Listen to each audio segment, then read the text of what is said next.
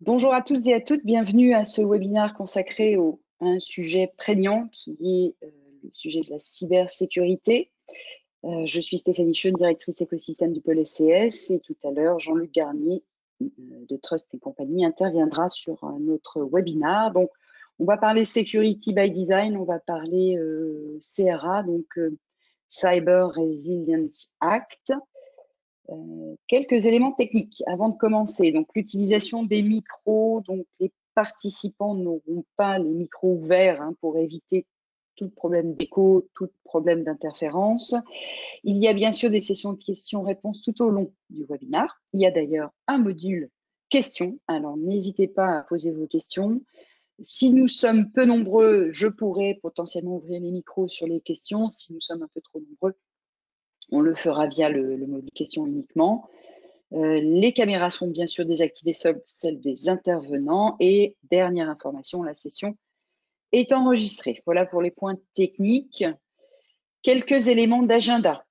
Donc, on va parler de Security by Design. Ça fait un certain temps qu'on en parle au sein du pôle SCS. C'est par nature que nous sommes sur la sécurité de bout en bout dans les environnements numériques, en tout cas sur les technos qui sont celles des entreprises du pôle.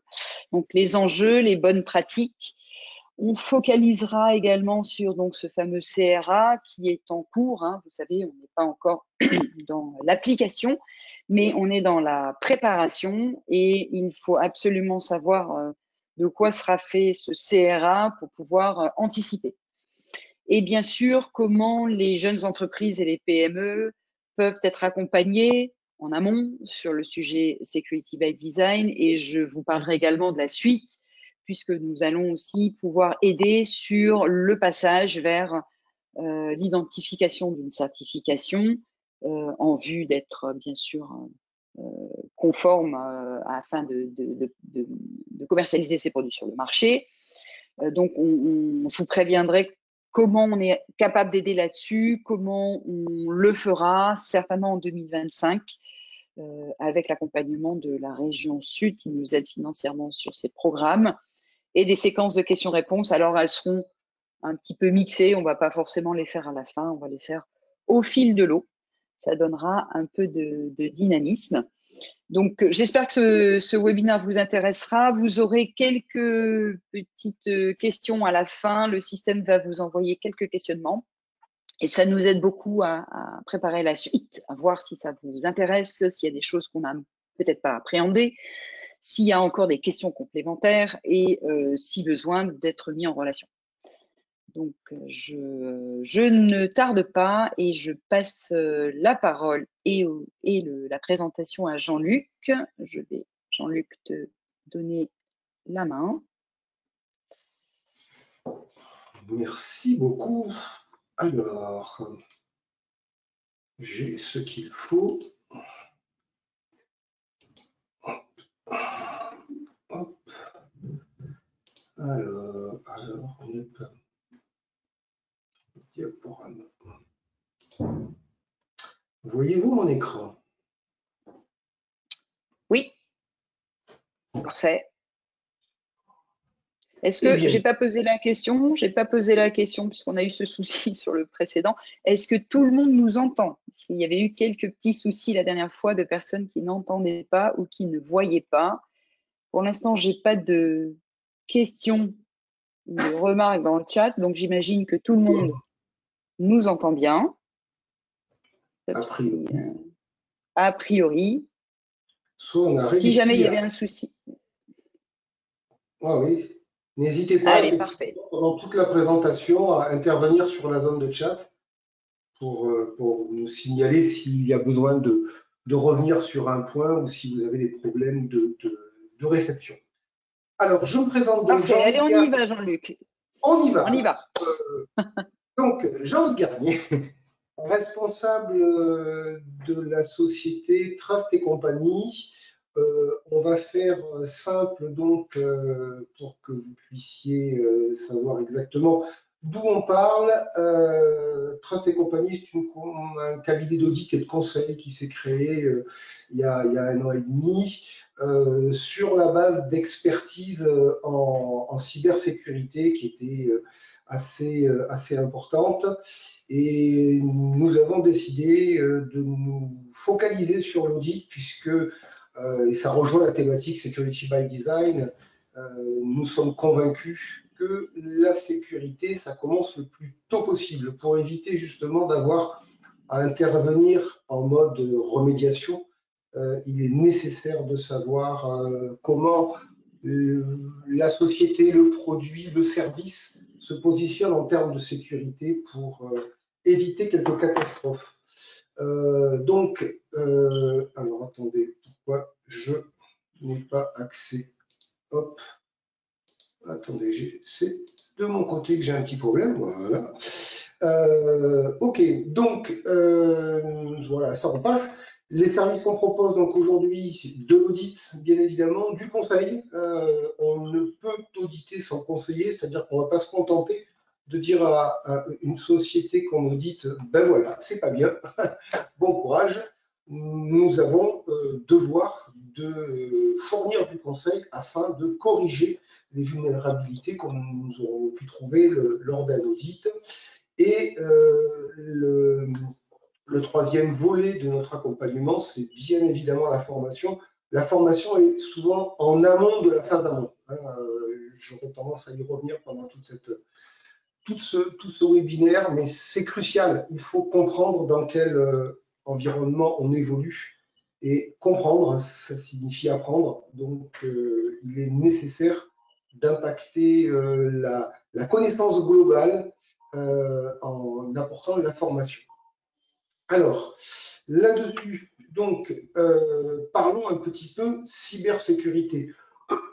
Aujourd'hui, je ne sais pas comment se positionne l'auditoire, donc on va faire quelques rappels qui, je pense, sont toujours nécessaires. La cybersécurité, c'est un domaine qui couvre plusieurs sous-domaines. On va protéger des systèmes, des réseaux et des données. Et donc, les données issues des systèmes circulent au travers des réseaux ou sont ensuite stockées sur des systèmes. Ces interconnexions permanentes font qu'il faut prendre en compte à la fois les éléments comment dire, statiques et la variabilité dynamique de la sécurité. Donc la cybersécurité, c'est pas j'installe un système de sécurité, de protection, et ça tourne tout seul. Donc il faut en permanence vérifier que confidentialité, intégrité, disponibilité des informations soient assurées et soient assurées, on va dire, d'un bout à l'autre de la chaîne. Donc, comment ça se produit exactement? Ça se produit en essayant de lutter contre les principales menaces. Aujourd'hui, toujours pour rappel, certains d'entre vous ont déjà dû voir ce vocabulaire de nombreuses fois, mais il existe, on va dire, 5 grands domaines de menaces contre lesquels il faut se prémunir. Tout ce qui est malware, et bien sûr, ce que vous pourrez recevoir au travers d'un mail, d'une connexion dangereuse, on va dire, sur un site web un peu suspicieux, en ayant peut-être d'ailleurs répondu à une campagne de phishing, en bon français, hameçonnage. Donc, qui va vous amener justement à cliquer sur un lien verrouillé, à télécharger une pièce jointe polluée.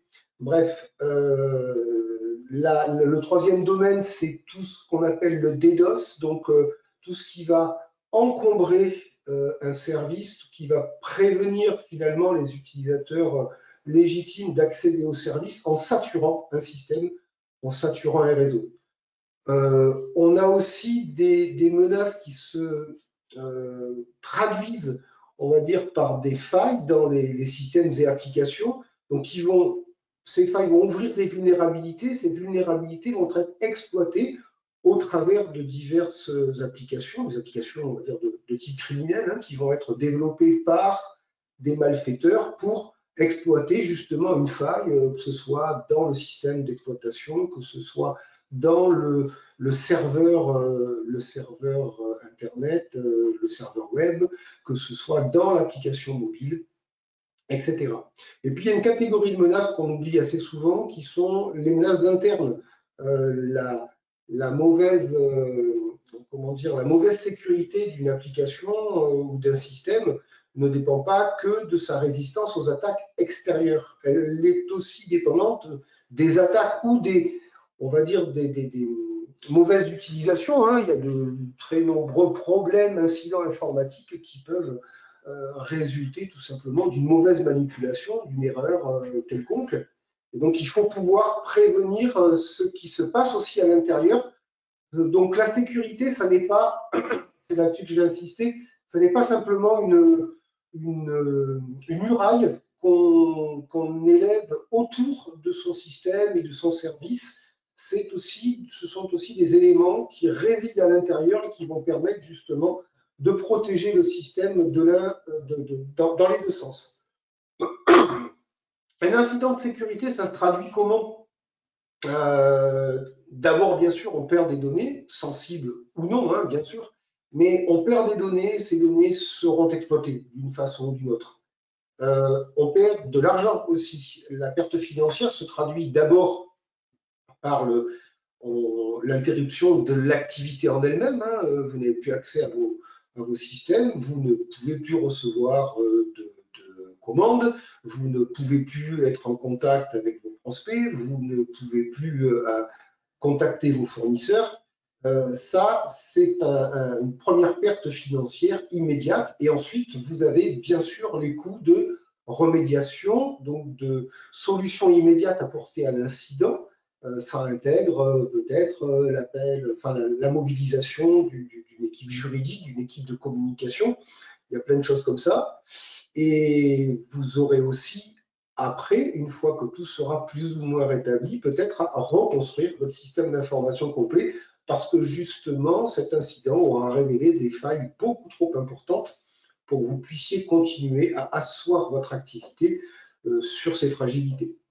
Et il y a une dernière conséquence qui, elle, se fait plutôt sur le long terme, mais qui est toujours difficile à évaluer, c'est l'atteinte à la réputation. On le dit toujours, hein, il faut 30 ans pour construire une réputation et à peu près 2 minutes pour la perdre. C'est très exactement ce qui se passe avec les incidents de sécurité numérique. Vous avez pu construire la plus belle société qui soit. Toutes vos données se retrouvent en l'espace de 5 minutes dans la nature. Et ça se sait. Cette information va se répandre à la façon d'une traînée de poudre dans tous les écosystèmes, sur tous les réseaux sociaux. Et ça va vous coûter des clients, ça va vous coûter beaucoup de choses. Donc, y pensez toujours. Alors, quelques exemples quand même, parce qu'on parle toujours de sécurité et beaucoup de gens ont l'impression qu'on est entouré de malfaiteurs. Regrettablement, c'est le cas. C'est pour ça qu'on vous donne des exemples qui ont quand même eu des impacts assez impressionnants. Pour ceux qui ont suivi l'actualité, en 2017, il y avait le WannaCry. WannaCry, c'était un logiciel de chiffrement, donc ce qu'on appelle un ransomware, hein, qui va donc chiffrer les données et réclamer une rançon ensuite au propriétaire des données. C'est une attaque qui a commencé en 2017, qui exploitait une vulnérabilité de Windows. Et regrettablement, c'est un incident qui est lié à du code issu de la NSA. La NSA avait développé, parce que la NSA, quand même, nos grands amis, ont quand même tendance à mettre leur nez un peu partout, avait développé justement une technologie très intrusive permettant de s'introduire dans de très nombreux systèmes de façon totalement invisible. Le code a fuité. Et ça a résulté sur une attaque massive qui a paralysé un très grand nombre d'entreprises. Et la conséquence, c'est qu'on s'est rendu compte justement que ce qu'exploitait la NSA, c'était quelque chose qui était relativement ancien.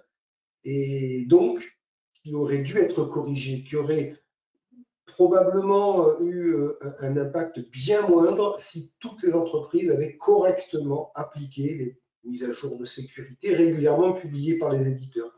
Donc ça, c'est l'enseignement qu'il a fallu en tirer.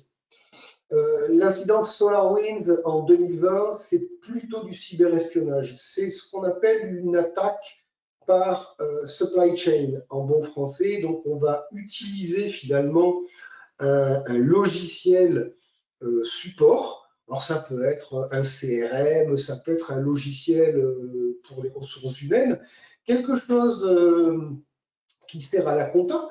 Et ces logiciels-là sont infectés directement chez l'éditeur. Et lors de la prochaine mise à jour, bien évidemment, la mise à jour va infecter à son tour l'intégralité des clients de l'éditeur. Il y a des exemples, d'autres exemples, par exemple, en France, dans un logiciel de comptabilité qui a été mis à jour et qui a bloqué 2500 cabinets d'expertise comptable dès le lendemain. Donc là, en l'occurrence, c'était un incident qui reposait sur de l'espionnage, enfin, qui visait plus exactement à soutirer des données.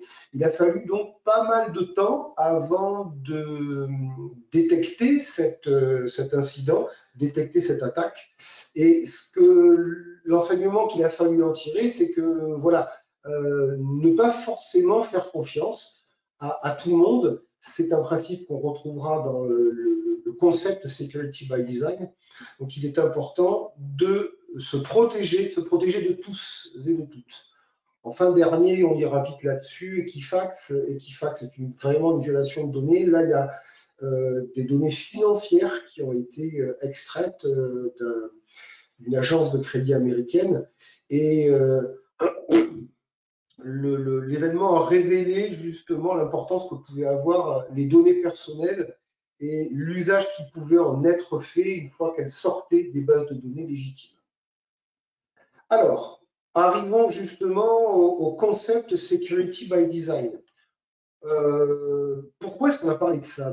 On a parlé de ça parce qu'on s'est rendu compte dans les milieux liés à la sécurité, comme je vous le disais tout à l'heure, que la sécurité, finalement, elle est beaucoup plus simple à implémenter, elle coûte beaucoup moins cher lorsqu'on le fait le plus tôt possible. Donc, cette approche, ça consiste à non seulement penser les besoins de sécurité dès le premier gribouillage sur une feuille de l'application, du service, du produit que l'on souhaite développer, mais aussi à maintenir cette sécurité parce que, on l'abordera plus tard également, lancer un produit dans la nature en étant sûr qu'il est parfaitement protégé, eh bien, il l'est peut-être contre les menaces actuelles. Ce produit a une durée de vie, il faudra donc que sa sécurité soit maintenue tout au long de sa durée de vie.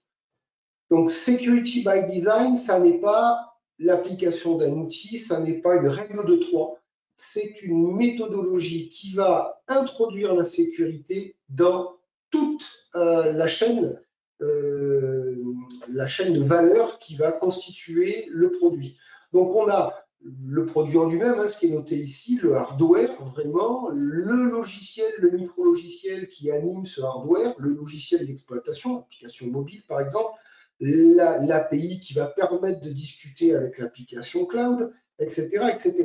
Donc, il faut véritablement penser la sécurité tout au long de cette chaîne et en la mesurant de façon individuelle et de façon globale. Donc, l'objectif, c'est de réduire, bien sûr, les vulnérabilités et d'éviter d'avoir à corriger des choses qui auraient pu être prévues dès les phases de conception. Donc, qu'est-ce que ça apporte? Ça apporte, comme je le disais déjà, de réduire les problèmes de correction. Ces failles qui sont corrigées en amont, elles coûtent cher. On a tous les mêmes chiffres en tête. Vous êtes normalement dans un projet censé passer 25% de votre budget temps sur des tests. On a tous fait de la gestion de projet et on sait tous ce qu'il advient des tests quand on veut absolument sortir sur le marché, quand on a un retard quelconque dans le développement et qu'on s'est fixé une deadline, on va laisser passer des choses, on va simplifier les tests et donc on va laisser passer des problèmes potentiels qui vont nous coûter très cher. Le rapport, c'est de 1 à 100. Ça coûte 1 si c'est corrigé dès l'écriture du code. Ça coûte 10 si c'est corrigé lors de la phase de test. Ça coûte 100 si c'est l'utilisateur qui vous signale qu'il a trouvé un problème.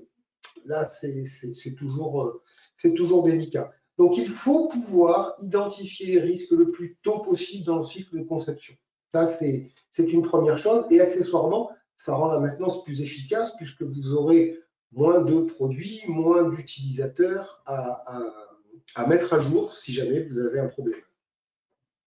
Assurer une meilleure protection contre les menaces émergentes. Vous allez me dire que j'ai expliqué tout à l'heure qu'on protégeait contre un événement à l'instant T. Donc, on va sécuriser un produit, un service par rapport aux menaces connues aujourd'hui. Mais cette sécurité que vous aurez vraiment incluse au plus profond de votre produit ou de votre service va apporter quand même une efficacité, un durcissement intrinsèque qui permettra justement de pallier certaines failles qui pourraient apparaître à l'avenir. Donc, vous aurez déjà un socle de sécurité qui vous permettra de réagir beaucoup plus facilement à l'évolution de la menace. Et puis, dernier point, et non des moindres, puisqu'on l'abordera en fin de présentation, ça facilite la conformité réglementaire. Si vous avez aujourd'hui déjà développé un produit, un service avec toute une chaîne, comme on l'a vu tout à l'heure, le hardware, l'application mobile, l'API, le cloud, quand vous allez récupérer le texte du CRA, de NIS 2 ou d'autres règlements qui pourraient s'appliquer à votre domaine d'activité, vous aurez une lecture assez difficile parce que vous allez vous dire ça je ne l'ai pas fait, ça il faudrait que je le fasse, ça c'est dans ma roadmap mais c'est pas de suite. Et énormément de ces règlements, bien sûr, se focalisent sur la sécurité des produits, la sécurité des usages. Donc, plus tôt vous vous intéressez à cette partie-là, et mieux vous vous porterez. Alors, justement, vous allez vous y intéresser, mais quels en sont les principes fondamentaux? Alors là, on va tous les lire. Il y en a 7, c'est pas très long, mais ils sont tous importants. La conception sécurisée, très clair, il faut anticiper. Donc, dès la première ligne de code, dès le premier schéma électronique que vous griffonnerez quelque part, il vous faudra penser sécurité. Donc, il faudra vous dire dès la première idée, ah tiens, ok, je vais mettre un truc sur le marché, je vais publier une plateforme web, qu'est-ce qui pourrait mal se passer? Alors, c'est triste parce qu'on en devient parano, mais c'est nécessaire. Il faut se dire qu'est-ce qui pourrait mal se passer parce que c'est un problème réputationnel aussi. Comme on l'a dit tout à l'heure, vous avez un produit qui peut être génial et puis un jour, il tombe en panne. Ok, c'est une panne. Par contre, si cette panne se révèle être un incident de sécurité, ce sera beaucoup plus grave en termes de responsabilité légale et en termes d'impact réputationnel. Donc, toujours se dire qu'est-ce qui pourrait arriver à ce service et comment est-ce que je peux le sécuriser? Le deuxième concept, c'est celui de la défense en profondeur. La défense en profondeur, c'est un système, c'est un concept assez simple à comprendre. On reprend tout à l'heure l'exemple du hardware. Le hardware, lui, ne doit pas être trop attaquable. Si vous avez véritablement besoin de sécuriser des données embarquées sur votre hardware, peut-être qu'il vous faudra prévoir un boîtier sécurisé. Hop, un peu comme un HSM, on ouvre le boîtier, tout ce qui est stocké à l'intérieur de l'appareil est immédiatement détruit, effacé. Ensuite, vous avez le firmware. Bon, le firmware, vous avez prévu de faire des mises à jour, ok. Qu'est-ce qui prouve à votre hardware que le firmware est bien émis par vous? Est-ce que vous avez envisagé justement une façon sécurisée de mettre à jour ce firmware? Est-ce que vous signez votre code, etc. etc. Ensuite, ce firmware va communiquer avec l'application mobile. Le lien avec l'application mobile, il faut le sécuriser. L'application mobile communique avec une plateforme cloud, ça doit être sécurisé, etc. etc. Donc, vous avez tout un tas d'éléments qui doivent être sécurisés Et même au sein de chaque élément, vous verrez qu'il y a des moyens et parfois des obligations de sécuriser les différentes fonctions. Alors, on le voit ici, par exemple, l'authentification forte, c'est quelque chose, vous ne devrez pas vous contenter d'avoir un simple login password pour accéder aux fonctions admin. Voilà, ça paraît assez évident. La validation des entrées, ça c'est la prolongation de ce que je disais. Quand vous avez par exemple un besoin de connexion sur la plateforme, vous allez demander bien sûr un login, un password. OK, vous allez installer un système de double authentification pour verrouiller ça. Et puis derrière, vous avez peut-être un formulaire permettant à l'utilisateur, lors de sa première connexion, de renseigner son profil, valider chacune des entrées, le nom, le prénom, vous allez peut-être lui demander une adresse email, vous allez peut-être lui demander, je sais pas, un numéro de téléphone. Il faut valider chaque entrée. Pourquoi? Pour éviter justement l'injection de code sur votre plateforme web. Donc ça, c'est relativement connu aujourd'hui au niveau du web. Par contre, ça doit aussi se traduire par une validation des entrées au niveau de l'API. Ça doit aussi se traduire par une validation des entrées sur le produit lui-même s'il dispose d'un clavier ou d'un dispositif quelconque pour entrer des données. Voilà, y penser, ne pas se dire « Ah, ça concerne que le web ».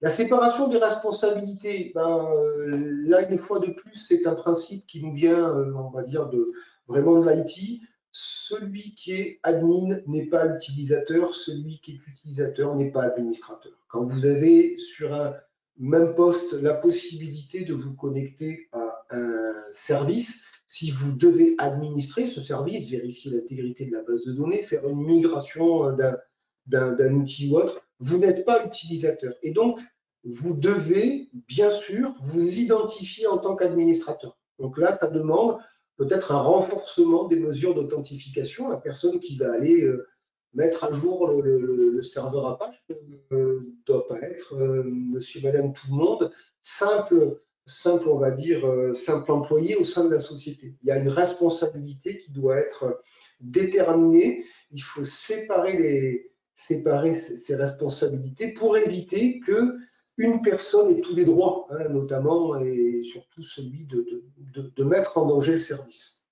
Surveiller, auditer. Bon, auditer, évidemment, je pourrais vous en parler longtemps, mais surveiller, c'est la base. Comme on dit, la confiance n'exclut pas le contrôle. Vous avez monté une infrastructure qui est sécurisée à votre image, vous avez un service qui est suffisamment sûr, vous allez quand même installer des métriques un petit peu partout pour vérifier qui se connecte, à quel rythme, à quelles heures, en provenance de quel pays ou de quel continent. Donc ça, ce sont des choses qu'il faut quand même implémenter au sein de votre code, au sein de votre produit, de façon à ce qu'il y ait cette surveillance continue qui vous permettra de réagir le plus rapidement possible en cas d'incident. Donc c'est relativement simple à comprendre. Vous aurez aussi la possibilité de définir de façon la plus fine possible des droits à vos utilisateurs, à vos différents systèmes. N'oublions pas les identités machines. On parle souvent d'identité. Il n'y a pas que des humains, d'ailleurs, les identités. Il y a des systèmes pour que ces entités, on va dire, pour rester large, aient juste le droit d'accomplir ce qu'ils ont besoin d'accomplir. On revient sur la séparation des responsabilités, mais ça va encore un petit peu plus loin. C'est-à-dire que en tant qu'administrateur, justement, j'ai des droits importants et élevés sur la base de données. Par contre, je suis administrateur de la base de données. Je ne peux rien faire sur le serveur Apache. Donc, on va définir comme ça des privilèges qui sont le plus limités possible pour ne pas, mélanger les genres. Voilà. Et enfin, le dernier principe, c'est la gestion des vulnérabilités. Ça passe bien sûr par la surveillance. Donc là, on a parlé tout à l'heure de surveillance de ce qui se passait sur le produit ou sur le service. Là, je parle de surveillance de l'environnement de ce produit ou de ce service. Savoir exactement qu'est-ce qui anime, qu'est-ce qui constitue le produit et le service, et qu'est-ce qui tourne autour de ce produit ou service. Donc, quelles sont les menaces qui pourraient peser sur lui? Est-ce qu'il y a des événements des incidents, pardon, qui ont été signalés sur des produits similaires? Auquel cas, vous pouvez vous dire, aïe, moi aussi, je risque de devenir un petit peu une cible. Donc, il faut vous renseigner, faire de la veille sur les menaces et de la veille sur tout ce qui a été publié permettant d'améliorer votre sécurité. Une nouvelle mise à jour de sécurité pour Apache, je l'applique. Bien sûr, je l'applique d'abord sur une machine de test. Hein. Je ne pars pas directement avec mon patch sur la machine de production, même si ça s'est vu des fois. Hein. Mais voilà, donc il faut savoir exactement ce qui peut être nécessaire au bon fonctionnement de votre produit. Alors, les bénéfices pour les entreprises, des produits plus sûrs, ça sert aussi aux utilisateurs finaux, ça c'est évident, le produit plus sûr, ça plaît à tout le monde. Pour l'entreprise, des coûts de maintenance et d'évolution aussi. Rappelez-vous que vous allez devoir fournir des évolutions en termes de fonction. Mais si ces évolutions sont elles-mêmes, comment dire, déjà sécurisées et s'implémentent sur un système sécurisé, ces évolutions ont moins de chances de provoquer des ruptures d'utilisation. Et enfin, vous aurez des ressources humaines qui seront mieux employées. Alors, je ne parle pas du département ressources humaines, bien sûr. Je parle de vos développeurs, testeurs, etc., qui ne vont pas passer leur temps à revenir sur du code ancien, à corriger des patchs. Vous pourrez véritablement les allouer à des tâches qui sont des tâches de conception, de développement, qui vont véritablement permettre de développer votre entreprise. Côté utilisateur, si vous êtes rassuré sur la sécurité de vos données, forcément, vous aurez un meilleur retour sur le produit à faire à vos amis, à vos partenaires en disant, voilà, moi j'utilise tel truc, ça marche super bien, jamais de problème. Et en plus, c'est sécurisé. Et ça, aujourd'hui, c'est un argument qui porte. Alors, à l'inverse, que faire si vous n'adoptez pas ce principe? Bon, on va balayer ça rapidement. L'objectif n'est pas d'être anxiogène, mais il faut quand même avoir conscience de ce qu'est l'environnement aujourd'hui. Alors, l'augmentation de la menace cyber. Je ne vous fais pas l'article. Hein. Il y en a d'ailleurs suffisamment des articles qui fleurissent tous les jours sur les divers canaux.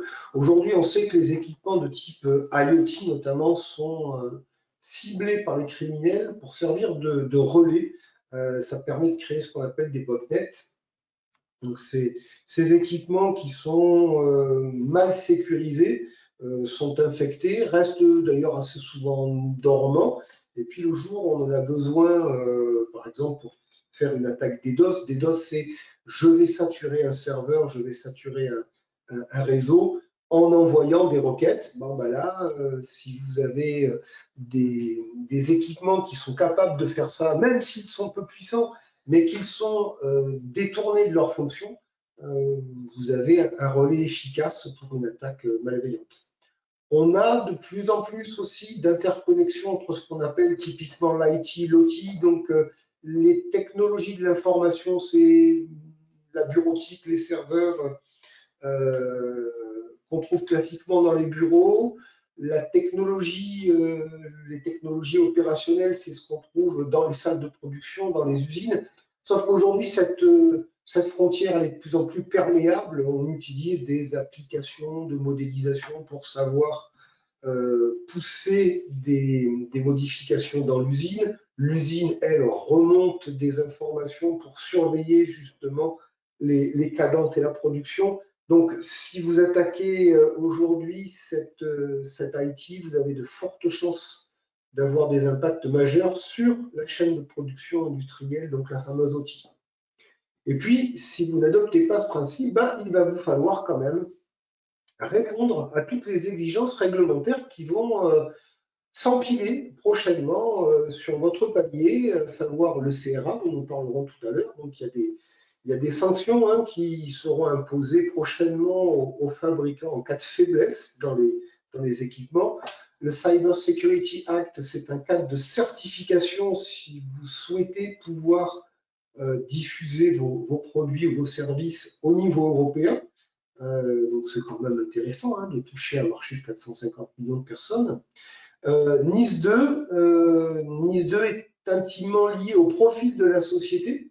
Donc une société qui peut être classifiée par les services de l'État comme étant essentielle ou importante en fonction du type de produit ou de service qu'elle délivre. Normalement, ce profil comprend donc ce domaine d'activité, mais aussi le chiffre d'affaires, le nombre d'employés. Mais vous pouvez, par manière dérogation en quelque sorte, être nommé essentiel, être classifié essentiel ou important sans vraiment le vouloir. Et dans ce cas-là, vous aurez des exigences supplémentaires qui vont s'abattre sur vous, comme des exigences sur le signalement des incidents, la formation des employés, la continuité d'activité, etc., etc. Et là, par contre, vous aurez des risques qui sont des risques civils, responsabilité civile sur le management. Le management est directement impliqué au travers du règlement Nice 2 dans la bonne marche de son entreprise. Et bien sûr, le RGPD, ça s'appliquera en sus de tous les autres. C'est la petite cerise sur le gâteau. Alors, on va se focaliser maintenant sur le Cyber Resilience Act. Donc, c'est un nouveau règlement. Est-ce que ça introduit des nouvelles contraintes ou est-ce que c'est tout simplement la consolidation de contraintes existantes? Eh bien, on va voir ça immédiatement. Peut-être qu'on peut, Jean-Luc, merci pour cette première partie. N'hésitez pas à les transmettre dans le chat. Tu m'entends, Jean-Luc? Non, tout va bien. Bon. Ah, non. Alors, je poursuis. Donc, que dit ce nouveau règlement? Verbatim, dans certaines conditions, tous les produits comportant des éléments numériques intégrés ou connectés à un système d'information électronique plus vaste peuvent servir de vecteur d'attaque pour des acteurs malveillants. Ça vous laisse entrevoir déjà tout ce que ça va toucher. Donc, le produit en lui-même et tout l'environnement fonctionnel dans lequel il opère. Donc, je l'ai cité déjà tout à l'heure, vous avez le produit au sens hardware du terme, vous avez développé, je sais pas, on va prendre un exemple, vous avez développé un capteur permettant de signaler un dégât des eaux. Voilà. Vous êtes typiquement dans l'univers domotique. Donc, vous avez le produit en lui-même avec sa sonde d'humidité, sa petite électronique de traitement. Mais ce produit doit communiquer peut-être avec une comment on appelle ça, une box domotique. Donc, vous avez forcément des capacités de communication au sein du produit qu'il va falloir sécuriser. Le produit envoie des données vers la box domotique, pardon. Cette communication doit être sécurisée. La box domotique devra l'être aussi, qui que ce soit qui la fournisse. Elle va communiquer ces informations à un serveur de façon sécurisée. Le serveur les traitera de façon sécurisée pour vous permettre à distance, via votre application mobile qui devrait être sécurisée, de constater si vous devez rentrer en urgence chez vous ou pas. Tout ça, c'est le périmètre du CRA. Donc, c'est très large. C'est pour ça qu'aujourd'hui, on retrouve dans la cible de ces CRA, on retrouve des fabricants et des éditeurs. Vous voyez la différence entre les deux. Donc, les fabricants peuvent être éditeurs également. Mais ça comprend vraiment tout ce périmètre-là. L'objectif, c'est de, bien sûr, renforcer la sécurité de tout ce qui est aujourd'hui dénommé produit numérique, cette dénomination qu'on retrouve beaucoup dans le CRA, pour que la mise sur le marché se fasse de la façon la plus fluide possible. Mais l'objectif du CRA aussi, c'est d'éviter que les fabricants oublient, volontairement ou pas, parce qu'ils n'ont pas de ressources et parce que ça a été longtemps la tendance. On le sait, avec tous les produits issus de l'étranger, qu'on a pu recevoir sur notre sol, qui n'étaient absolument pas sécurisés, et qui d'ailleurs aujourd'hui se retrouvent très souvent inclus dans les botnets dont je parlais tout à l'heure. Donc il faut que cette sécurité, elle existe tout au long du cycle de vie du produit. Donc il faut que le fabricant ait une responsabilité sur la sécurité tout au long du cycle de vie, et le CRA est là justement pour imposer cette responsabilité aux fabricants.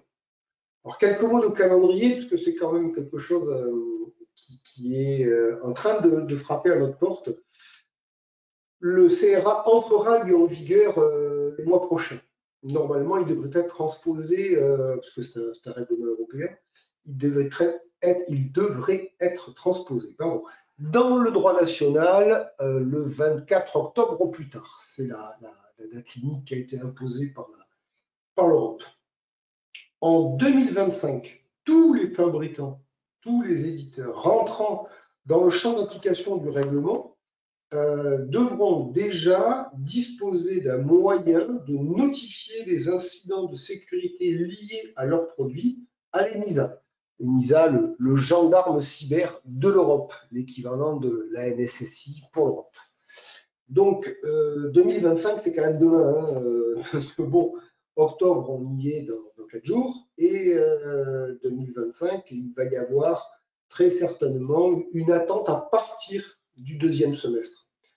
Alors, c'est pas forcément énorme dans le sens émission. Il y a des canaux de communication qui commencent à être mis en œuvre par l'ENISA. Vous aurez un formulaire à remplir, un mail à envoyer, etc. Par contre, il faut que de votre côté, vous soyez capable de collecter toutes les informations liées à des incidents de sécurité issus de votre produit, causés par vos produits. Donc là, ça devient de suite beaucoup plus compliqué. Et en 2026, le CRA sera mis en œuvre de façon pleine et entière à travers toute l'Europe. Donc, forcément, ça va imposer une limite de conformité qui a été placée en 2027. On ne sait pas exactement quand, mais c'est l'année à laquelle vous devrez, si vous êtes dans le champ d'application du règlement, vous devrez être en conformité. Jean-Luc, est-ce que tu nous entends? Pour préciser qui est concerné. Jean-Luc, est-ce que on définit les fabricants de produits embarquant du logiciel et éditeurs de logiciels. Autant vous dire que c'est large quand même. Donc tous les produits qui peuvent être connectés, alors il y a des trucs assez marrants dès qu'on commence à franciser les spécifications. Donc les produits qui peuvent être connectés physiquement via des interfaces matérielles, et vous voyez apparaître des termes comme connecteur logiciel, tuyauterie, fichier, interface de programmation d'application, etc., etc. Et là, vous avez un besoin qui commence à se préciser. Donc, c'est le firmware, c'est le hardware, c'est tout ce qui est API, tout ce qui est, hop là, pardon, je suis revenu un peu vite, tout ce qui est comment dire, réseau, connecteur logiciel entre différents modules. Donc ça couvre beaucoup de choses. Donc ça couvre des éléments qui sont des éléments matériels et des éléments, enfin pas matériels, pardon. Matériel, j'inclus le firmware également dedans, donc plutôt au sens produit. Et ça couvre également du pur logiciel, une plateforme web d'exploitation des données issues de l'application mobile, comme je prenais l'exemple tout à l'heure. Bon, vous ne l'incluez pas forcément dans le produit, mais ça l'est aujourd'hui au sens du CR. Donc, Jean-Luc, est-ce que tu nous entends? qui seront Jean-Luc, examinés de façon plus critique que d'autres par le régulateur. Vous avez les produits avec des éléments numériques et les produits critiques avec des éléments numériques. Il est bien évident que comment dire, la sonde de détection de dégâts des eaux dont je parlais tout à l'heure, c'est un élément avec un produit numérique. Si vous avez un système de prévention comme ça existe aujourd'hui, je vous entends. Jean-Luc, on essaie j'essayais de t'interrompre. Tu nous entends? Est-ce qu'il n'y avait pas de réaction? 2 petites secondes. A-t-on perdu le fil? On Jean-Luc, est-ce que tu nous entends? 2 secondes. Non. Je pense qu'il y a un souci de… Stéphanie, tu veux intervenir? Oui, c'est ça. Donc, peut-être que tu ne nous entends pas. On t'entend, nous, hein, par contre. Peut-être le haut-parleur de ton… Pardon. Donc, je disais, éléments Tu nous entends numériques, ou pas, premier Jean-Luc? élément numérique, donc ma sonde de détection de dégâts des eaux, produit critique, c'est un produit, par exemple, qui permettrait de mettre en sécurité un bâtiment sur détection d'un problème sismique. Là, on a besoin justement que ce soit extrêmement sécurisé. Alors, je vais passer la parole à… Comment faire pour passer la parole? Tu n'as pas à passer la parole, normalement on Je ne t'entend sais et on comment nous entend. faire. Je te laisse intervenir. Ok. Je me tais, mais je ne t'entends pas par contre. Ben c'est Personnellement, ça, je ne t'entends pas. reste sur ta présentation, mais c'est curieux que tu ne m'entendes pas. Ça y est, c'est réparti. Ah, ok. Tu m'entends? Je t'entends et je te laisse la parole. Parfait. Désolée, je t'interromps parce que j'avais une petite question et je voulais également interroger finalement les auditeurs s'ils avaient des questions. Pour l'instant, ça ne se traduit pas dans le module questions, mais c'est peut-être le moment pour faire un petit arrêt ou une petite pause parce que j'avais une petite question sur la slide précédente, Jean-Luc. Oui, alors la slide précédente. Si tu peux juste revenir un cran en arrière. Hop, hop, là. Voilà. Je sais que tout est encore, enfin pas totalement défini hein, sur le calendrier, mais quand tu parles d'obligation de notification des incidents de sécurité à l'ENISA, donc ça veut dire qu'il y aura une plateforme européenne et que ce ne sera pas l'agence nationale qui va le gérer? Est-ce que ça, tu aurais des informations? Non, effectivement, ça se produit au niveau européen dans un souci justement d'harmonisation. Le règlement est vraiment pensé pour harmoniser les capacités sécuritaires des produits qui sont distribués sur le territoire européen. Et c'est l'ENISA qui a été retenu, sachant, enfin pour collecter, pardon, je n'ai pas terminé ma phrase, pour collecter les informations, sachant que l'ENISA ne sera pas opérationnelle et va donc reporter. Alors, c'est un schéma à 2 étages. Je pense que c'est le but premier, c'est de permettre, par exemple, à l'ENISA d'avoir une information issue, mettons, d'un incident, enfin, lié à un incident survenu en France, et de pouvoir immédiatement en référer aux autorités de sécurité locales, parce que le produit, on sait qu'il a aussi été distribué en Espagne et en Pologne. Voilà. Très bien. Et donc, c'est pour ça qu'il y a un rôle centralisateur de la part de l'ENISA. Maintenant, il est très probable que des communications automatisées seront faites en fonction de la provenance de la notification vers les différentes autorités locales. Ok, parfait. Merci. Est-ce qu'il y a d'autres questions éventuellement des auditeurs? C'est peut-être le moment de les poser. Sinon, on poursuit. Alors, poursuivons. Allons-y. Donc, celui-là, on l'a vu. Donc, j'abordais justement les points saillants. Les 4 points importants qui transparaissent de la lecture du CRA, que vous ferez peut-être un de ces jours, c'est passionnant, vous verrez, sont les obligations qui vont peser immédiatement sur les fabricants, donc intégrer la sécurité dès la conception, on n'y revient pas, je parle de ça depuis un moment, maintenir la sécurité des produits après leur mise sur le marché aussi. Mais je me dois d'insister parce qu'il y a vraiment cette notion de durée qui est importante. Les points saillants, parmi les points saillants, il y a aussi que la conformité sera exigible, donc il y aura forcément des sanctions pour ceux qui ne respecteront pas ces exigences. Grosso modo, vous verrez, c'est du même niveau que les sanctions prévues pour un manquement au RGPD. Ils ne sont pas allés chercher bien loin le barème à retenir. Il y a une obligation de transparence qui va désormais s'appliquer à toutes les entreprises, puisque on vous demandera en amont, au moment de la distribution du produit, on vous demandera d'expliquer ce que vous avez fait pour garantir que votre produit est sécurisé, mais également, lors de ça, lors du cycle de vie, d'expliquer ce que vous avez pu faire comme mise à jour, justement, pour renforcer sa sécurité ou pallier certaines vulnérabilités qui auraient été identifiées par les utilisateurs. Comment vous avez répondu donc à ces incidents de sécurité notifiés. Donc ça, c'est important parce que on peut estimer qu'il y a certaines actions qui peuvent relever du secret des affaires, qui sont assez confidentielles. Mais là, sur la sécurité, le règlement sera intransigeant. Vous devez expliquer ce que vous avez fait et ce que vous pensez faire pour la suite.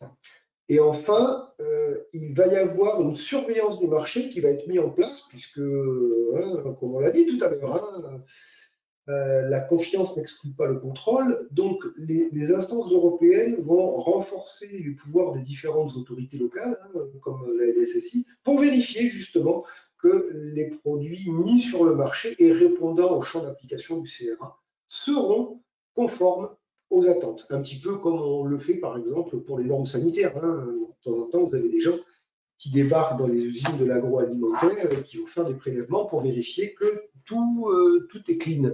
Et bien là, ce sera exactement la même chose. Des produits seront prélevés sur les marchés directement et seront analysés pour vérifier qu'ils répondent à ces exigences. Alors, quelles sont-elles justement ces exigences? On l'a vu, garantir la sécurité des produits mis sur le marché. Ça signifie que vous avez travaillé avant de le mettre sur le marché. Donc, ça inclut l'analyse de risque, une analyse ou des analyses de risque selon les marchés que vous touchez, préalable au déploiement. Donc, vous devrez passer par là obligatoirement et ce sera votre première étape. Qu'est-ce que votre produit ou votre service risque de rencontrer comme menace dans sa vie dès ses premiers jours sur le marché, au bout d'un moment, quand il commencera à se faire une place au soleil? Ça, c'est une étape qui est incontournable parce que justement, ça va orienter les actions, la priorisation des actions que vous devrez prendre dans son développement, test et mise sur le marché. Garantir cette sécurité en amont, ça implique aussi un développement sécurisé et des tests approfondis. L'un ne va pas sans l'autre. Donc, votre développement sécurisé devra répondre, alors ça, c'est vous qui ferez vos choix, bien sûr, mais devra répondre à certaines bonnes pratiques et une méthodologie aussi. On sépare les responsabilités au sein d'une équipe.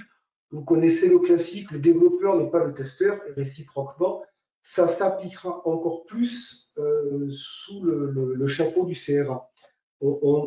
Moi, j'ai fait du développement, j'ai testé mon propre code et j'ai laissé passer des tas de choses. C'est classique, c'est un biais cognitif. On n'est pas capable de tester ce qu'on a codé parce que inévitablement et inconsciemment, on passe à côté de choses qui ne se font pas. Vous avez prévu qu'un champ accepte uniquement des caractères numériques, qu'instinctivement, vous allez saisir des chiffres dans ce champ et pas des lettres. Bon, le testeur, lui, saisira des lettres et des caractères accentués. Voilà. Donc, ce développement sécurisé devra répondre à certaines bonnes pratiques, comme je disais, qu'on pourra voir plus tard.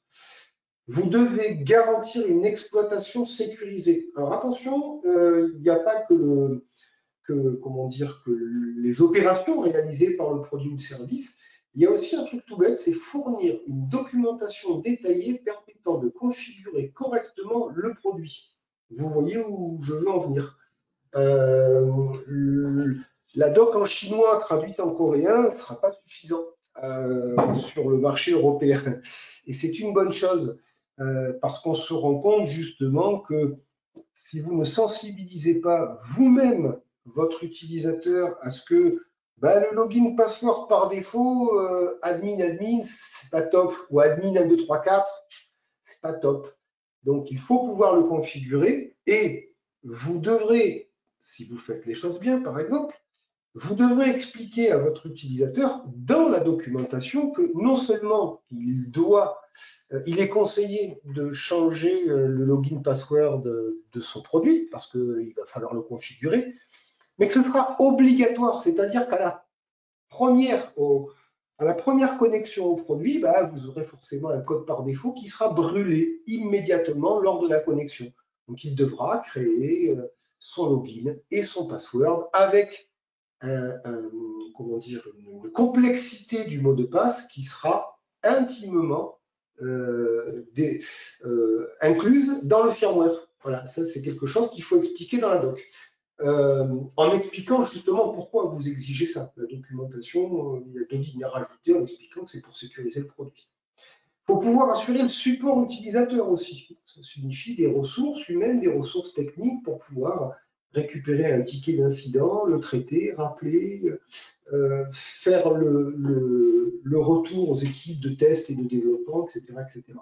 Et comme on l'a vu tout à l'heure, garantir le niveau de sécurité tout au long du cycle de vie. Donc à chaque fois que vous allez acquérir certaines informations sur des nouvelles menaces qui pèseraient sur le produit, vous allez le plus rapidement possible mettre en branle tout un mécanisme pour intégrer une correction à ces menaces, ou une protection contre ces menaces directement dans le code de votre produit et pousser une mise à jour. Donc ça, il faudra le signaler à vos utilisateurs et le signaler de la façon la plus claire possible pour pas qu'ils pensent que c'est un spam, qu'ils ne le fassent pas. Voilà, et méfiez-vous des mises à jour automatiques aussi. Il y a d'autres responsabilités sur les mises à jour automatiques. Alors, quel impact ça va avoir sur votre entreprise? Alors, pourquoi ça ne bouge pas? Attendez, hop. Ah, j'ai cliqué à côté. Quel impact? Alors, premier impact, relativement évident, c'est qu'il va vous falloir investir. Bon, ça, vous y attendiez, je pense, tous. Il faut investir dans la formation parce que, comme je l'ai dit en introduction, la première mesure de sécurité de votre entreprise, c'est la formation de vos employés. Il faut qu'ils aient conscience que la sécurité, ce n'est pas une surcouche, ce n'est pas un durcissement qu'on fait à la fin, c'est quelque chose qui doit être le noyau, la colonne vertébrale de votre produit. Il est absolument nécessaire qu'il soit sécurisé parce que si on n'avait pas pensé les automobiles de façon sécurisée, le taux de mortalité serait quand même un petit peu plus élevé sur les routes.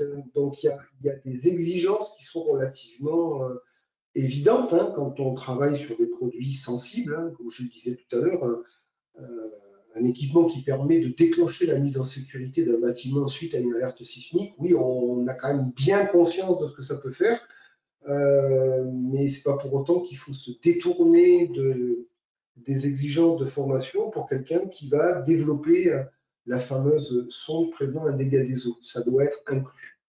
Donc, vous allez devoir peut-être acquérir des technos de cybersécurité, j'entends par techno des outils de test, des outils de validation, de stress de vos produits et services. Et puis, vous devrez très probablement adapter vos processus de développement. Alors, les adapter, peut-être pour respecter les fameux 25% de temps de test dont je parlais tout à l'heure, peut-être aussi pour prendre un peu plus de temps et vérifier les librairies sur lesquelles vous appuyez, les dépendances que vous avez vis-à-vis de logiciels tiers, adapter peut-être vos processus de développement pour que vos processus de test soient le plus naturellement connectés à votre phase de dev, et peut-être changer de langage parce que vous utilisez un langage qui est vraiment trop dangereux. Alors, il n'y a pas de langage en lui-même dangereux, c'est toujours pareil, c'est pas le langage qui est dangereux, c'est la façon dont on l'utilise. Mais vous aurez peut-être plus de facilité à travailler avec Rust qu'à travailler avec C directement. Voilà, des choses comme ça. Vous devrez également, et ça c'est un impact qu'il ne faut pas négliger, travailler sur tout ce qui est documentation. Donc la transparence, c'est de la publication régulière peut-être sur votre site web, des événements qui ont été détectés, et corriger et de ce qui pourrait, on va dire, perturber le fonctionnement d'une façon X ou Y, pas forcément de façon malveillante, mais tout ça, c'est un travail qu'il faudra faire en permanence. Et si vous n'avez pas respecté les exigences du CRA, ben vous risquez, ce que je disais tout à l'heure, des sanctions financières, administratives. Financières, ça peut aller très haut. C'est le barème du RGPD, donc jusqu'à 15 millions d'euros et ou 2,5% du CA mondial, et c'est la valeur la plus haute qui serait retenue. Sympa. Et puis, vous avez aussi des interdictions de poursuivre le déploiement de votre produit, voire des exigences de retrait des produits existants sur le marché. Et là, je vous laisse imaginer les conséquences que ça pourrait avoir. Bon, il y a quand même un petit peu de discussion avec la NSSI qui nous a quand même dit ok, il faut mettre en œuvre, mais je vous rassure, il n'y aura rien avant 3 ans. Il ne va pas y avoir de. Il y aura des contrôles, il y aura des prélèvements de produits sur le marché, il y aura des signalements qui seront faits aux entreprises si leurs produits ne répondent pas aux exigences, mais ce sera un accompagnement avant 3 ans. Ce qui s'est passé avec le RGPD se reproduira avec le CA. Alors, comment on se prépare? Parce que ça, c'est quand même super important. On doit vérifier sa conformité. Il y a 2 façons d'évaluer la conformité d'un produit ou d'un service. Les produits qui seront classés non critiques pourront faire l'objet d'une auto-évaluation. Donc, il y a des grilles qui sont en train d'être établies pour que vous puissiez auto-évaluer votre produit. Auto-évaluer, ça veut dire que c'est sous la responsabilité du fabricant. Ça n'est pas pour autant que ce sera de la responsabilité des équipes ou du fabricant. Vous pouvez parfaitement mandater des enquiquineurs comme moi pour venir évaluer justement la conformité de toute la chaîne de valeur. Et si vos produits sont classés comme critiques par les autorités, à ce moment-là, vous devrez par contre passer par une évaluation externe. Aujourd'hui, on parle très probablement de faire ça par les CESTI, les centres d'évaluation de la sécurité, qui sont labellisés directement par l'État, donc dont les compétences sont reconnues, qui disposent d'un protocole de test extrêmement normalisé. Donc, ce que vous devrez vérifier, bien sûr, que la phase soit, on va dire, interne ou que le contrôle soit fait de façon interne ou externe, ce que vous devrez vérifier, c'est quels sont les risques à maîtriser. Là, j'en ai parlé tout à l'heure, l'analyse de risque, elle est vraiment importante. Quel est le niveau de conformité réglementaire qui s'appliquera à vous? Il y a différents niveaux, mais ça, c'est vraiment important, votre analyse de risque. Il faudra que vous vérifiez la sécurité dite organisationnelle. Ça regroupe des procédures, des moyens de surveillance, de contrôle. Est-ce que vous avez une personne qui est en charge de la sécurité globalement au niveau de l'entreprise? Oui, non. Une personne responsable de la sécurité au sein du pool développement? Oui, non. Est-ce que vous avez mis en place des formations régulières pour votre personnel? Comment vous contrôlez vous-même à l'intérieur que les procédures que vous avez écrites, les procédures de test par exemple, elles sont appliquées, vérifiées et qu'elles font l'objet d'un rapport en bonne et due forme? Bien sûr, la sécurité de vos produits, produits et services, donc par examen du code, en faisant des tests d'intrusion sur les produits, et vérifier aussi que vous maîtrisez votre cycle de vie, que vous avez la capacité à informer vos utilisateurs dès l'achat du produit, la fameuse notice d'utilisation, lorsqu'il y a un incident, comment vous surveillez les vulnérabilités qui pourraient avoir un impact sur votre produit et comment vous gérez justement votre programme de mise à jour de sécurité. Ça doit être fait.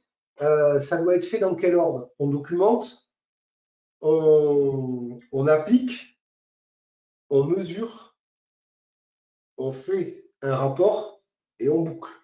Et donc, il faut forcément qu'il y ait des process et des procédures qui soient mis en œuvre pour que tout ceci puisse se dérouler de la façon la plus fluide possible. Mais j'ai peut-être... Oui, voilà. Donc, tout ceci, ça sous-entend que à la fois, on va dire, votre structure organisationnelle et votre structure opérationnelle devront rentrer dans le champ du CRM. Donc, il va falloir bien évidemment se poser quelques questions sur la façon dont vous fonctionnez et la façon dont vous allez devoir fonctionner, si tant est, bien entendu, que votre entreprise soit dans le champ d'application du règlement. Donc, tout ceci, c'est pas, j'allais dire, c'est pas la mer à boire. Il faut jamais se faire peur avec ces choses-là. Ce sont des choses qu'il faut aborder de la façon la plus pragmatique, la plus sereine possible, et surtout en établissant les priorités. Alors, bien sûr, si votre produit est déjà sur le marché, c'est plus compliqué. Il y a des choses à voir. Si vous êtes en phase de conception, c'est plus facile. Alors, sauf si vous avez développé l'intégralité de votre produit avec une version de JavaScript assez ancienne et des librairies absolument pas valides. Là, vous allez avoir un problème, mais même en phase de conception, vous aurez toujours la possibilité d'orienter légèrement vos méthodes, vos process et vous mettre sur le bon chemin de la conformité. Et puis, se dire que voilà, il y a des tas de choses à vérifier, on en oublie toujours, on se fait des checklists, mais il y a une valeur qui doit absolument revenir dans l'industrie, c'est le bon sens. Le bon sens, c'est un outil qui permet souvent de se dire qu'est-ce que je ferai moi. J'achète un outil où je ne peux pas faire ça, je râle, je tombe moi sur tiens, j'installe une caméra de sécurité qui est un petit peu exotique, on va dire, et puis je m'aperçois que je ne peux pas mettre un mot de passe de plus de 8 caractères dessus. Non, non, ça ne me plaît pas. Ça ne me plaît pas parce que mon bon sens me dit c'est pas beaucoup. Donc, moi, dans le produit que je suis en train de développer, qui va être un concurrent direct de cette caméra de sécurité, qui va être top génial et que tout le monde va adorer, et ben, je permets de saisir un mot de passe jusqu'à 32 caractères. Bon, ben voilà, ça fait partie de la spec. Ça fait partie de la spec, ça c'est très en amont. Et cette spec, elle va irriguer votre process de développement, votre process de test. Donc, ce sont des choses qui sont simples finalement à déterminer. Enfin, il y a des choses simples à déterminer. Les choses qui le sont moins, vous devrez normalement les faire apparaître au travers de votre analyse de risque. C'est elle qui va vous dire attention, attention. Le produit est complètement noyé au sein d'un building. Bon, ben, je n'ai pas de raison de mettre en priorité une, en tout cas. Tout ce qui concerne l'accès physique à l'appareil. Donc, je vais me concentrer sur tout ce qui rentre et qui sort comme données, parce qu'il est peut-être plus simple d'intercepter une communication que de mettre la main sur le boîtier. Ou à l'inverse, vous avez quelque chose qui est exposé au grand public. Bon, voilà, la sécurité physique doit être primordiale, parce que c'est le premier truc qu'on va faire, essayer d'ouvrir le boîtier. Donc voilà, tout ça, c'est un ensemble de règles, un ensemble de contraintes, un ensemble d'exigences qu'il faut aborder de façon sereine et surtout vous dire qu'il y a des gens pour vous aider. Voilà. Donc la Security by Design, un rappel, c'est apporter une approche sécuritaire dès la première phase de développement d'un produit ou d'un service, parce que la cybersécurité est aujourd'hui incontournable, la prise en compte de la cybersécurité est incontournable dans ces phases de développement. J'ai quelques exemples ensuite à vous donner. Oui, j'ai le temps de donner des exemples. Et le CRA, c'est un cadre réglementaire qui est crucial puisqu'il a pour vocation d'assurer la sécurité des produits au travers de l'Europe. Donc vraiment, la prise de conscience aujourd'hui, elle est européenne et c'est quand même le premier marché pour des fabricants français. Donc, il faut absolument s'y conformer, hein, au vu du calendrier que je vous ai énoncé tout à l'heure. Y a-t-il des questions? Merci Jean-Luc. Justement, oui, y a-t-il des questions précises, peut-être techniques aussi, hein, moi, je ne les vois pas dans le chat. Je ne sais pas, Stéphanie, si toi Non, pour l'instant, je n'en vois pas non plus, mais quelquefois, il faut encourager à poser la question. Je me tais déjà, c'est encourageant. Je me tais. S'il n'y a pas de questions, moi, j'ai pas plus de questions pour l'instant. Je comprends que c'est quand même encore pas tout à fait abouti. Et qu'on va avoir un peu au modèle, sur le modèle RGPD, hein, on a prévenu, on a beaucoup anticipé, on a fait bouger les lignes, on a sorti le règlement, il s'est appliqué, et ensuite on a eu quand même un temps de latence. Et je ne suis pas sûre qu'aujourd'hui, hein, genre 5 ans après, puisque je crois que c'était 2018 ou 2019, 2016, RGPD. La promulgation du RGPD. Ah, 2016, la première. Tolérance jusqu'à 2018.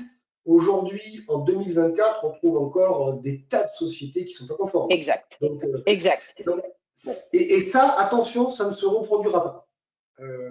C'est-à-dire que ce flou qui a entaché finalement le déploiement du RGPD a été pris en compte, et je pense que le ton sera durci pour le CRA, qui sera mis en application de façon beaucoup plus stricte. Et peut-être aussi, je ne sais pas ce que tu en penses, Jean-Luc, que d'ici là, on va dire il y a encore quelques années, là, hein, si on va au bout, ce sera plutôt 2027 où il y aura vraiment la fin de la tolérance, fin de la mise en place, etc. Donc ça fait 3 ans.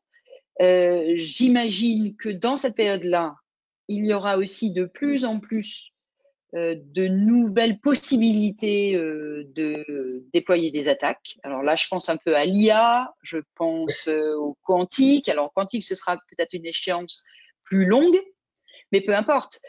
Si on n'a pas les premiers niveaux, déjà le minimum, on va dire, vital, hein, qui permet de s'assurer, de vérifier et ensuite finalement de donner l'information, hein, de diffuser l'information ou de prévenir.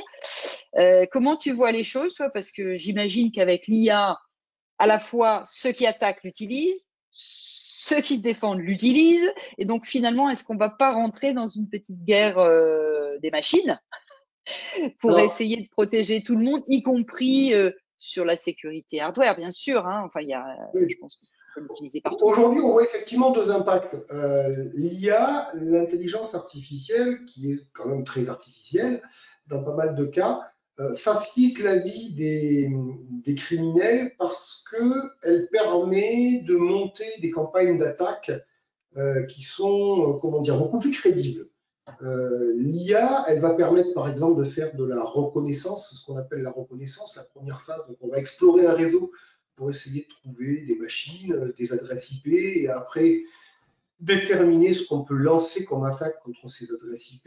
L'IA va également permettre de lancer des campagnes de phishing qui sont beaucoup plus crédibles parce que aujourd'hui, il existe des tas de modèles de mails valides, hein, je veux dire légitimes, émis par Orange, par l'EDF, par des tas d'institutions comme ça, et que l'IA va permettre d'utiliser ces modèles et de personnaliser une campagne de phishing pour un segment particulier de façon beaucoup plus simple que pour on va dire un hacker nord-coréen, par exemple.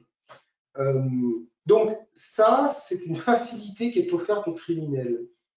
De la même façon, en défense, l'IA va vous permettre d'établir, grâce à l'analyse de vos spécifications fonctionnelles, la liste des tests nécessaires et vitaux à appliquer à votre code. Donc ça, c'est aussi une facilité. Vous savez que normalement, le processus canonique dit qu'une fois que vous avez rédigé vos spécifications fonctionnelles détaillées, qui décrivent ce que vous voulez faire à votre produit ou votre service, vous devez en dériver 2 documents disjoints, une spécification technique, vraiment l'aspect de codage, comment je vais architecturer mon code, comment je vais écrire mes fonctions, et une spec de test. l'IA va vous permettre justement de vérifier que la spec de test couvre 100% des problèmes qui pourraient être liés à votre code. Et en ça, c'est une aide.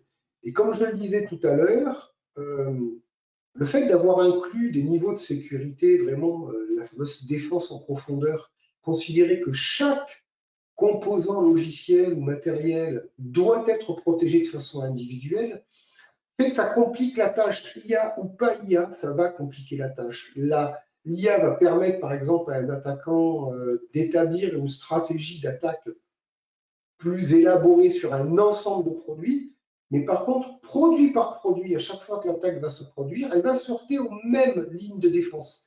Et ça reste important parce que l'IA ne va pas être capable d'aller, comment dire, d'aller casser la sécurité de votre mot de passe 32 caractères, lettres, chiffres, minuscules, majuscules, caractères accentués, plus rapidement que ce que le fait aujourd'hui un outil d'attaque quelconque qui n'est pas basé sur de l'intelligence artificielle. Donc on n'a pas cette possibilité d'aller au-delà de certaines limites. L'IA va permettre d'analyser, de créer, mais pas d'attaquer directement. Ce n'est pas forcément un module d'IA qui va aller attaquer le produit. Ça peut par contre changer quand on ira dans les sujets de quantique. Là finalement, les 32 caractères ne suffiront plus, voilà, puisque la machine ira 10 millions de fois plus vite que les machines d'aujourd'hui. Donc là, on part dans une autre dimension. Alors, oui et non, parce qu'aujourd'hui, il existe déjà des préconisations qui sont faites par le NIST, hein, le laboratoire de sécurité, enfin, l'Institut de sécurité américain. Le NIST a déjà élaboré un ensemble de préconisations pour se préparer à ce qu'on appelle l'ère post-quantique.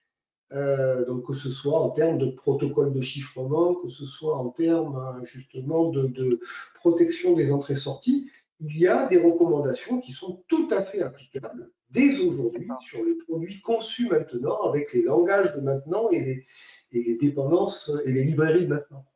Donc c'est quelque chose qu'il faut lire et appliquer autant que faire se peut, mais on peut déjà commencer à introduire certaines de ces préconisations relativement simples au sein de ces produits. Après, oui, la crypto, tout ce qui concerne la cryptographie, il faudra attendre qu'il y ait des librairies suffisamment éprouvées pour commencer à travailler avec. Ok, c'est clair. On a une question de Mathieu. Je te la délivre. Donc, la mise en place du CRA est très impactante, particulièrement pour les petites entreprises, aussi bien en termes humains, compétences, process, communication, que financiers. Des dispositifs d'accompagnement et d'aide sont-ils prévus? Ça, c'est une très bonne question, Mathieu. Et c'est une question pour toi, Stéphane. Et c'est une question pour moi, effectivement.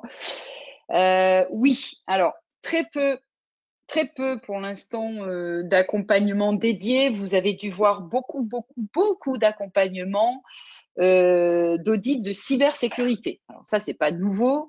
La BPI le propose depuis très longtemps. Également la DGA, donc tout ce qui concerne les sociétés duales ou les sociétés dans la défense. Tout ça est en place depuis de très nombreuses années. Nous-mêmes, nous l'avons fait depuis très longtemps. Depuis 2019, nous accompagnons les sociétés dans les analyses de risque, on va dire, classiques. Plutôt système d'information, hein, plutôt entreprise, système d'entreprise, etc. Quand on parle de CRA, on parle aussi de cybersécurité d'entreprise, mais on parle surtout de cybersécurité des produits, des solutions, des plateformes, enfin ce qui est développé. Donc ça, oui, on l'a déjà mis en place il y a 4 ans et on le remet en place. Et on a bien compris que les petites sociétés, ça demande des efforts et surtout financiers, parce que être accompagné par des experts sur ces sujets qui sont complexes puisqu'ils regroupent des domaines différents. Hein. Le hardware, les compétences hardware pour la sécurité hardware, c'est pas les compétences pour la partie plutôt software ou réseau ou cloud ou mobile. Il y a des spécificités. Et donc, on a anticipé ça. Et donc, il y a un programme aujourd'hui qui est relancé, qui permet de faire le début. C'est-à-dire, on vous aide pendant à peu près une dizaine de jours, ce qui est bien, me semble-t-il, hein, ce qui est une bonne durée pour aller en profondeur sur l'ensemble des sujets. Et donc, on vous aide par des experts et on vous aide aussi grâce à la région qui met de l'argent au pot pour aider les plus petites entreprises. C'est son rôle, hein, la région d'accompagnement et de développement économique, et donc d'aider les structures les plus en difficulté. Donc, c'est ce qui est le cas aujourd'hui dans cet accompagnement. Et donc, il y a ce programme. Donc, il est en place. À peu près 10 jours d'accompagnement individuel. On s'adapte bien évidemment au contexte de chaque société, puisque tout le monde ne part pas du même point de départ. Voilà, il y a forcément des sociétés qui ont déjà mis des choses sur le marché et qui doivent renforcer, donc revoir un certain nombre de choses. Il y en a d'autres qui conçoivent encore et qui doivent anticiper ce qu'elles doivent potentiellement faire ou modifier avant que ça se passe, avant qu'on arrive sur le marché. Et bien sûr, il y a aussi la formation, tu en parlais, Jean-Luc. Alors, c'est pas dans l'audit qu'on fait la formation, mais c'est quand même dans l'audit qu'on teste et qu'on voit ce qu'il manque et comment les personnels, donc les ressources humaines, doivent monter en charge sur un certain nombre de sujets. Et si c'est pas le cas en interne, ben, se former ou penser à des recrutements futurs qui intégreront des compétences complémentaires qui permettront de renforcer, puisque dans tous les cas, on va en augmentant. Hein. On va en plus de demandes de sécurité. Ça ne reviendra jamais en arrière. Et donc, le programme est aussi fait pour ça, pour voir ce qu'il faut faire, comment former les équipes, comment travailler sur de la peut-être formation continue, etc., etc. Et ça, les experts sont capables de dire ce qu'il faut faire, comment il faut le faire. Nous, on est capable aussi au pôle de dire où on peut trouver ces formations. On a des formations, on va dire, pas forcément diplômantes, mais continues. Ça peut être des masterclass, ça peut suffire pour certaines catégories de population, ou au contraire, il faut diplômer. Donc ça, on s'est aidé sans aucun problème. Donc, vous n'êtes pas tout seul. Voilà, c'est un peu le message que je voulais faire passer. On est là pour vous aider, on saura le faire. Je vais peut-être présenter ce que j'ai pas. Normalement, je t'ai rendu la main. Exact. Je suis en train de reprendre la main. Est-ce que vous voyez mon écran? Je pense que oui. Oui, on voit bien. On mentionne que non. Ok, parfait.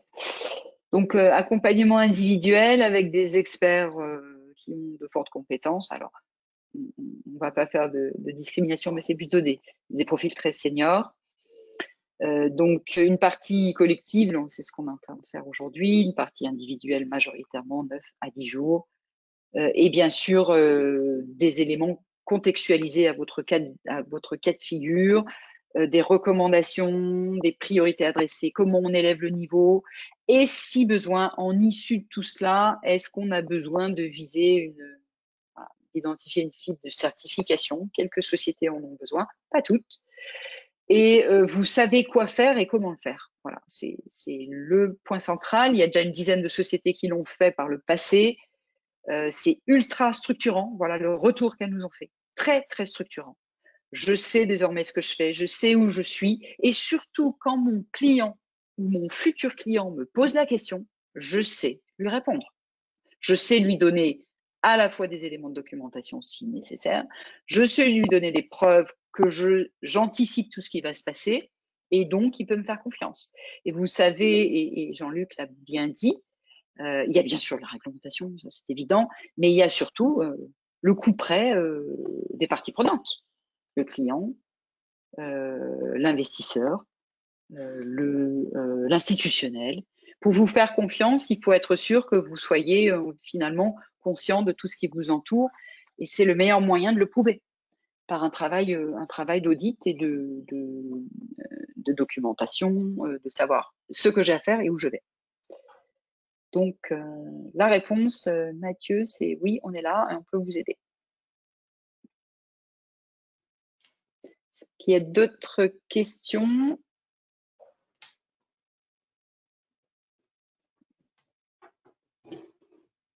Est-ce qu'il y a d'autres sujets que tu voulais aborder, Jean-Luc? Non, moi je peux vous donner 2-3 petits exemples marrants de ce qui Allez, s'est vas-y, on va fait et qui conclure là-dessus. Ok, parfait, on va vas-y, je dire, te laisse la main. nécessiter une petite approche security by design, quoi. Le premier truc dont je vais parler, c'est un botnet là, qui s'appelle Mirai. Mirai, vous en avez peut-être entendu parler, il est apparu en 2016, quelque chose comme ça. Il permettait de faire de la reconnaissance et de la reconnaissance au sens exploration d'un réseau et de l'attaque de produits IoT.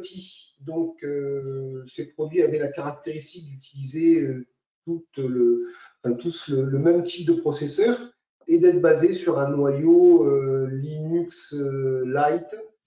Et ça a permis de constituer un énorme botnet qui a servi à de très nombreuses attaques et à propager des malwares un petit peu partout.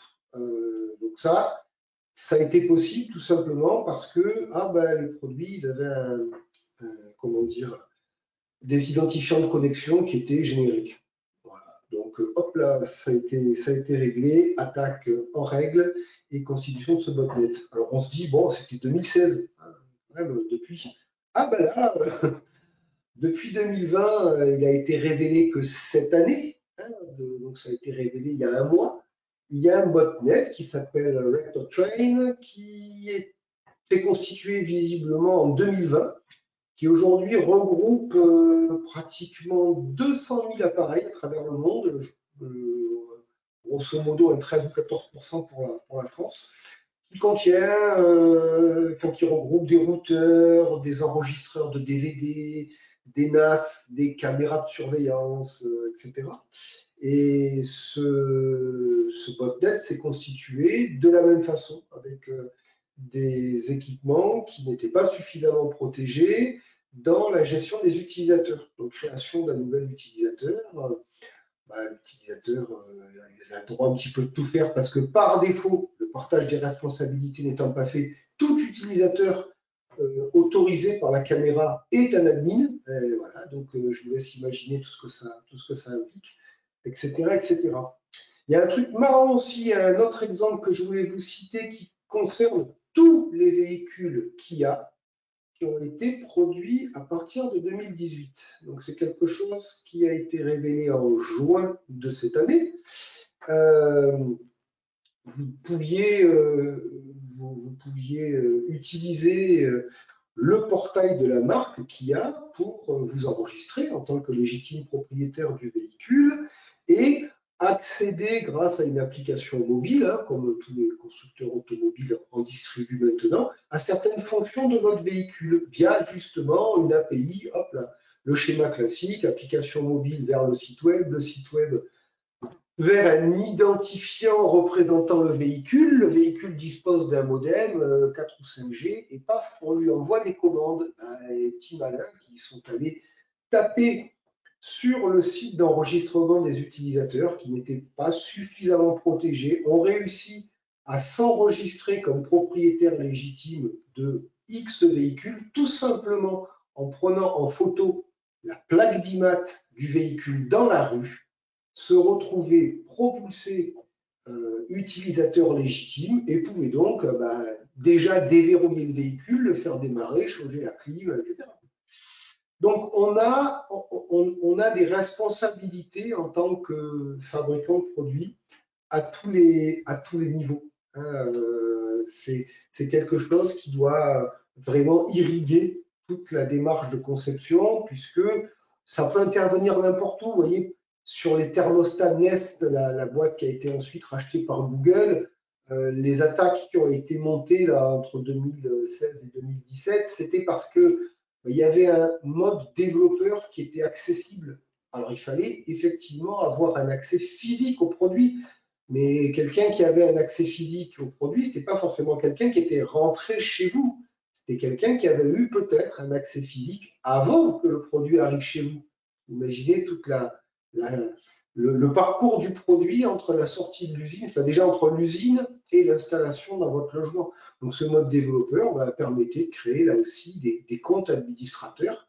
Et une fois que l'appareil était installé chez vous, pouf, il était accessible. Donc il y a des éléments qu'en tant que fabricant de produits, on n'a pas toujours soupçonné. On est plus orienté hardware, on est plus orienté software hein, quand on développe un produit ou un service. C'est pour ça que je disais, il y a des fabricants qui deviennent éditeurs parce qu'aujourd'hui, ils ont besoin d'offrir à leurs utilisateurs un portail, une appli mobile. Et puis, il y a des éditeurs qui deviennent fabricants en fabriquant leur propre box domotique ou des choses comme ça. Voilà, c'était des petits exemples sympas. Je vous passe toutes les cochonneries qu'on a pu détecter sur comment ça s'appelle ça déjà, tous ces assistants vocaux qui devraient être bannis et jetés à l'enfer.